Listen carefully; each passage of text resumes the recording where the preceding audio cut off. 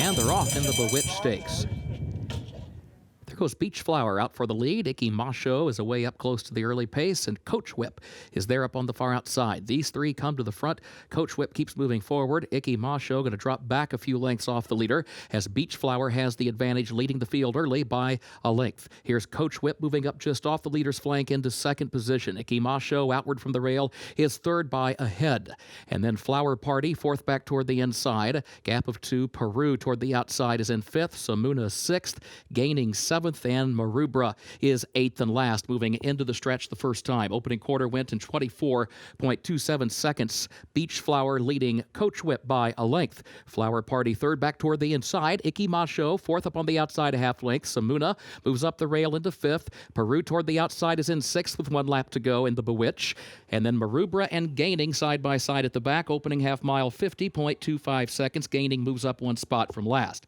Back up front though, Ickymasho and Jose Ortiz continue to set the pace, leading Beach Flower by a length now as they move back into the turn. Coach Whip swings to the outside from third. Flower Party, Peru toward the outside. Samuna Gaining still next to last as they hit the backstretch once again, and Marubra is last. Ickymasho has the advantage up the backstretch by a length to Beach Flower, who's toward the outside now in second. Gap of 2 more back to Coach Whip, who's lost some ground to the top 2 back in third. Flower Party is fourth, a half length. And then Peru on the outside. Samuna is next. Here's Gaining on the outside. Gaining still next to last, still running 7 lengths off the lead. Marubra is the trailer. 6 furlongs and 1:15. They approach the entrance to the far turn. Ickymasho, 3-length lead to Beach Flower, who's second, a length and a half to Coach Whip. And then Flower Party to the inside. Peru toward the outside. Gaining looks for running room in between horses and is still 8 lengths off the lead. Midway on the final turn, Ickymasho leads it by 4 lengths. Coming to the quarter pole. Coach Whip is second by 2. Peru is third. Beach Flower drops back.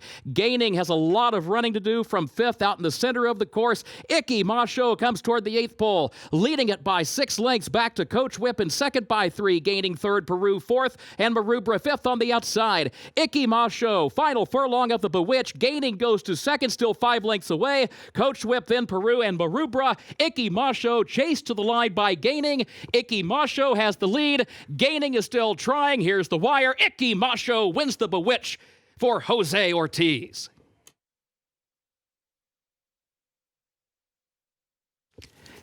Keeneland's featured 9th race, the 58th running of the Bewitch Grade 3 for Ickymasho. Owned by the Triton stable of Lincoln Collins, trained by Roger Atfield. Jose Ortiz, the jockey. Ickymasho, a 7-year-old mare by Multiplex out of Ickywoo by Mark of Esteem. Bred in Great Britain by All Seasons Bloodstock. 12 furlongs over the turf, listed good. 2 minutes 31.26 seconds. Presenting the trophy for the Bewitch is Ali LeDuc, who has handled Horseman's hospitality during Keeneland's spring meet. Keeneland thanks Ali for stepping into this important role.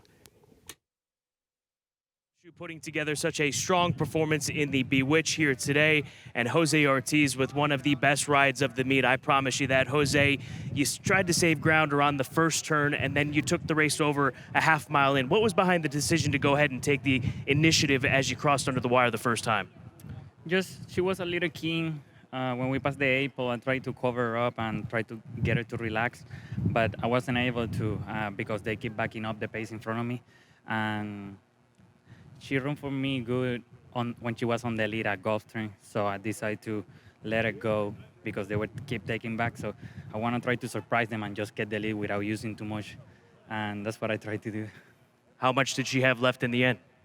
I mean, I squeezed the lemon pretty good. I have to go all in. I thought somebody was coming by the 8 pole, so I had to ask for everything. Well, congratulations on this win, and congratulations on a fantastic meet here at the Keeneland Spring Meeting. Thank you, I appreciate it. Roger Atfield, a legend in the game. This is his 4th win in the Bewitch. I'll ask you the same question. What did you think when Jose took advantage of the pace going under the wire the first time? Yeah, I was so delighted with his ride, actually, because, you know, I thought she'd either be on the lead or second early on in the race, and I was a little concerned that she might be on the lead the whole way, which always bothers me a little bit. And you know, after he turned into the stretch here, and he made that decision. I said, oh, thank goodness, you know what I mean? That's a really, really good move right there. And it was. I mean, it was a really, really good ride. I congratulate him on that for sure. She had been caught in the past. I mean, you can see it in her past performances. What do you think was the difference here today that kept her going late? Well, I think, you know, just the way the race came up and you know, when he took command of the race and then down the backside, you know, she opened up enough that I felt reasonably comfortable about it. But I thought, oh, you know, please God, don't come and catch her now. But no, she's a gutsy mare, and she was enjoying the going today for sure.